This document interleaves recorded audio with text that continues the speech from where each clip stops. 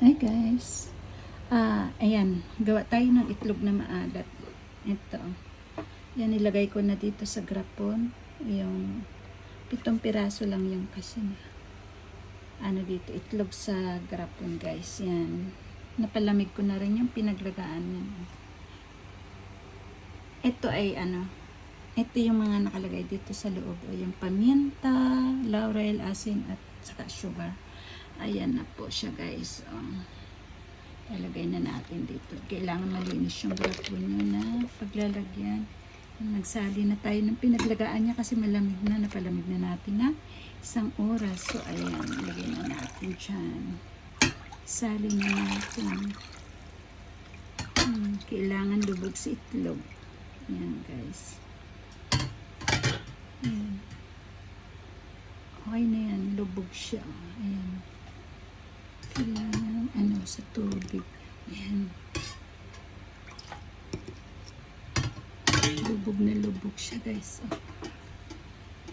Then tatakpan lang natin yan. And then anuhin natin to guys. Bali 2 weeks. Mag-intay tayo ng 2 linggo. Lagyan nyo na rin ng date. Ayan ganito guys. Ayan. After 2 weeks tingnan natin yung Pero kung malaki naman yung grapo nyo at marami kayong gagawing itlog na maalat, malaking grapo nang gamitin nyo guys. Sa akin, ako lang naman kasing kakain ito, kaya ito lang yung ginawa ko muna guys. Ayan, maghintay tayo ng 2 weeks. Ilagay natin to sa hindi na ng init, yung katamtaman lang yung temperature niya. Ayan. Ayan na guys.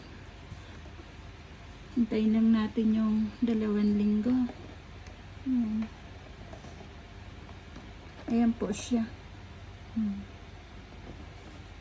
Ganyan lang po ang pag-process ng itlog na maalat. Ito po itlog ng manok. Wala tayong mabili dito sa Japan ng itlog ng pato. So, ayan lang po ang magagawa natin ngayon. Ayan lang po. Thank you for watching. Abangan nyo na lang po itong pagbukas natin after 2 weeks. Ayan, nakikita nyo yung result ng ating itlog na maalat.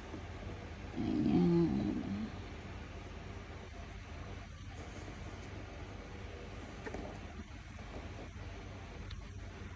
Diyan na po lahat yung mga laurel niyan, paminta at Ayan.